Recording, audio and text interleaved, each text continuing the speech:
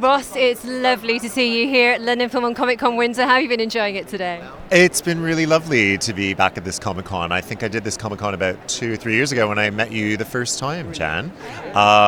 It's been a lovely day. Some of the costumes have been absolutely phenomenal. I saw some elephant that looked like it was falling to pieces, which I just loved for some reason. Talking about costumes, I mean, you get to wear some amazing things, don't you, on Game of Thrones and also on Doctor Who recently as well. Now tell me a little bit about your favourite looks on each of those shows. Wow, well, I mean, I love my iconic look on Game of Thrones Series 2 and Series 3. I like the character as well in Series 4. He's obviously a little bit different, a little more chinny.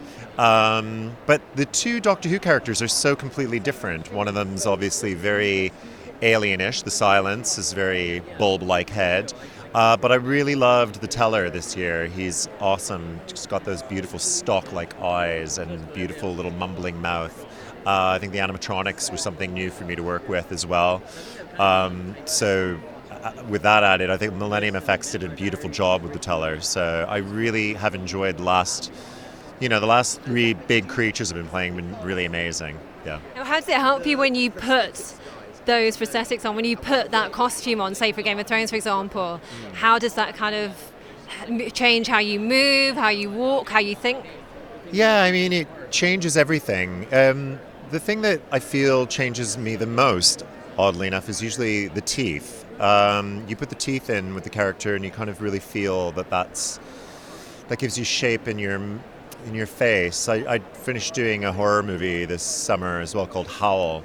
And also just finished something called The Outer Darkness, and both of those had amazing teeth in them. Howl was playing a she-wolf in that, so she has like amazing fangs and this kind of crazy look about her, and the teeth really, teeth are everything with a werewolf, I think, as it is with a vampire. In The Outer Darkness as well, I have these amazing broken kind of crazy teeth playing this insane croupier in it. So yeah, you have all that to look forward to. We're looking forward, we hope, to seeing you in season 5. So what are the chances we're going to see you as another White Walker? Well, I have a feeling this season I'm not going to be able to do Game of Thrones.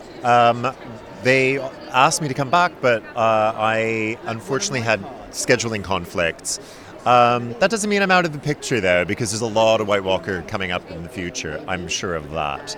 So fans won't be disappointed, and I'm sure I'll come back into the mix at some point. There's plenty of White Walkers to be used. So, how would you like to return? Wow, I would love to return and murder somebody. I mean, I've been pretty tame up until now. I've not really done anything or killed anybody, so I think it's my turn to kill somebody. I got killed in Series 3, and that was fun, but it's time for me to murder somebody. And you were killed by Sam as well, wasn't it? The least likely person to kill someone. I know. Nice guy, too, in real life, but clearly not on set. I wanted to ask you about season 4, episode 8, where we saw that amazing scene, the mountain versus a viper, and what your reaction was to it watching it on screen.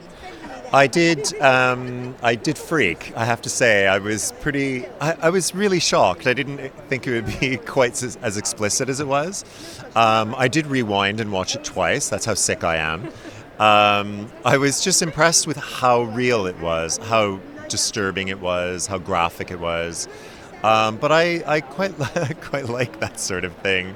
I'm sounding really twisted now. But I thought it was fantastic because it was emotional, it was shocking, it was terrifying. The reaction from his sister, it was all very moving and horrible, and it was good. What a way to go. Yeah, I know. It's always great to go out in fashion, and he had his own style. Ross, I was wondering, in season 4, what have been your top, apart from Oberyn versus the Mountain, what have been your top WTF moments where you've just gone, oh my God, what is happening? Well, the Viper's death was pretty much that, I thought.